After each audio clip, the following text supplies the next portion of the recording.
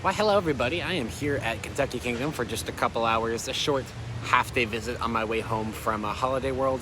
And while there will be a full video from this up eventually, I did want to go ahead and put out this little, I guess you could call it, construction update, just kind of showing and discussing the current status of the T3 plot of land here, because I think all eyes are on this spot for being the location of the first major addition to Kentucky Kingdom since Herschend's takeover, although it doesn't look like that's going to be happening anytime soon. So a little bit of context to put the pieces together between the discussions that have been going on online and what we're actually seeing in the park right now. Kind of the first major thing that Herschend has done since taking over Kentucky Kingdom is close two rides. So the first was at the end of 2021. They permanently closed their Proslide hydromagnetic water coaster that you can see right behind me. And then at the end of the 2022 season, they permanently closed T3, their Vekoma SLC. A lot of people were really upset about the water coaster because it's still a really fun ride. And I believe it was one of the originals, so it has historical significance. But everyone was pretty happy to see T3 go because it was widely considered rough and painful and just not a good ride, despite the fact that it still seemed popular among guests. What's really interesting about these two closures is that they're directly next to each other. The water coaster you can see right behind me, and then T3 used to be right here. That makes a lot of people, myself included, think that they wanted this particular plot of land taken up by both of these attractions for something major new. However, I'm not convinced that they're necessarily ready to do that right this second, because I believe from what I heard, the water coaster closed more due to maintenance and operating cost reasons, which I think was a similar reason to T3, because like I said, it was still a somewhat popular attraction from what I could tell, but it seemed to always be running one train, and it was really the only ride here that broke down multiple times a day the last two times that I came here when it was operating. So obviously it had some major issues that they probably sat down and said, would we rather fix those or just get rid of it? And the answer was just get rid of it. T3 is definitely the more interesting scenario right now because the water coaster you can see right behind me, it's still here. It hasn't run in like 3 years, but it's here. T3, on the other hand, was put up on a used ride website. It remained standing at the park for a while until it sold, and then pretty quickly after it sold, it was dismantled, theoretically to be shipped to whoever the buyer was. That's certainly a mystery a lot of people are trying to figure out. So here's that Proslide water coaster. You can see it's just been chilling here for, I think, 3 years now.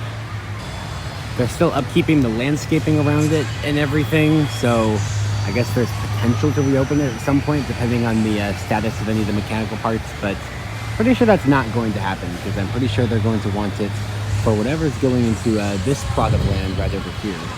There are some birds nesting in it all over the place, but that's about it. Otherwise, it looks like it could have operated last week, which is just so weird. It's just been here permanently closed 3 years ago, and not a single sign of even starting a dismantling effort.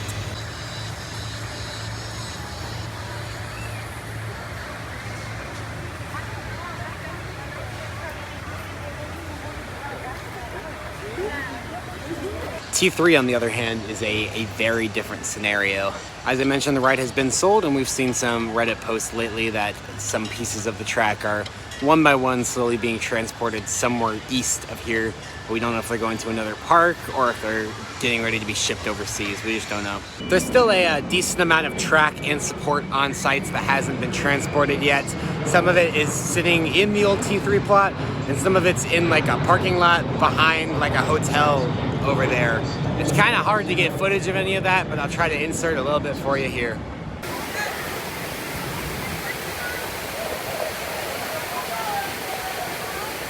So it does look like they're getting ready to pack it up and ship it somewhere.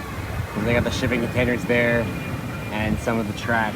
There's a little bit more like on T3's plot over there, but a lot of it's over here too, just in this parking lot behind Fairfield Inn & Suites, which is a very funny place for it.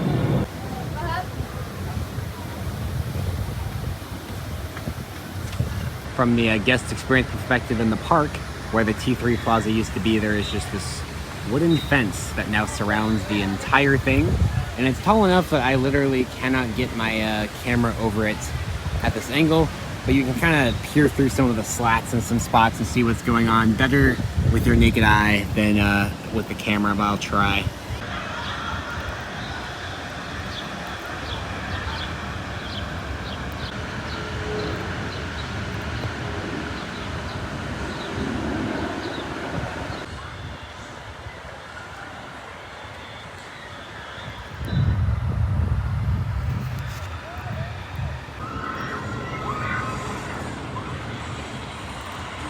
And as you can probably see through the slats, in terms of the actual T3 Plaza area and the buildings and everything, it looks like they just kind of tore everything apart in order to get out what they needed haphazardly, and then just left everything else. There is no sign of construction equipment in the plot whatsoever, and it all just kind of, it's not even a cleanup, it just kind of looks like a tornado hit it or something. If I come over here, there is one bench up against the fence that I used to get a little bit of footage earlier, which I'll show you now.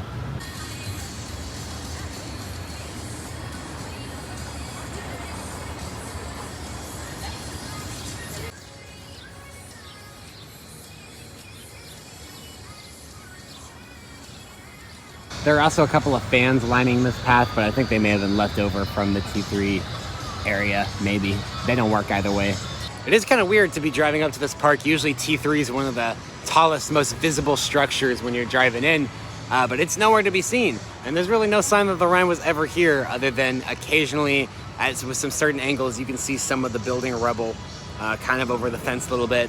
And on certain points of view from Kentucky Flyer, you can see some of the track pieces laid out, ready to be shipped to whoever the buyer is. And that's kind of what makes me believe that this may not have necessarily been Kentucky Kingdom looking to use the space for an expansion as soon as possible, and more that both of these rides just needed to go because they were a drain on the maintenance and operations budget, and they just happened to be right next to each other. That's more of the theory I'm leaning on at this point, because if they really wanted to use the land, it doesn't make any sense why they would leave the entire slide just completely intact, and why they would just kind of remove T3, sell it, and leave the entire plaza in rubble with no signs of active construction or any equipment. So anyways, when Kentucky Kingdom does decide that it's time for another major addition to the park, I think these two attractions form a pretty big area that they can work with to do something pretty cool. I know the rumor I'm hearing from a lot of people is a major water park addition, but I kind of hope it's not that, because honestly I think the theme park needs more attractions, more than the water park does right now. But whatever it ends up being, I don't think that it's coming within the next couple of years. I think it's still going to be a while. Based on my experience today, Herschend still has a lot of work in the rest of the park, getting it up to their standard of quality before they're looking at major new rides or additions or anything like that. That's just my opinion. I could totally be wrong, and they could be using this whole plot of land for some crazy new water slide complex or roller coaster or something like that in like 2026. Who knows? I'd love to be proven wrong, but I just, based on what I'm seeing here today and the state of the park, I just don't really think it's happening. But be sure to let me know what you think in the comments below, and where you think T3 might have gone. Is it sold to another park in the US? Is it going overseas? And otherwise, I hope to catch a ride with you again very soon. Be sure to look out for the full video from Kentucky Kingdom coming at some point.